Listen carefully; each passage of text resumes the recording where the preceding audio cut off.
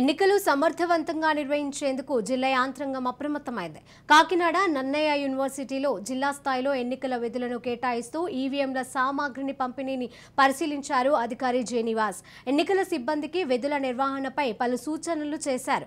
Polling సజావుగా జరిగేలా చూడాలని, ఈవీఎంలు సాంకేతిక లోపాలు తలెత్తినా వెంటనే ఆర్ఓకి లేదా జిల్లా ఎన్నికల అధికారి దృష్టికి తీసుకురావాలని తెలిపారు.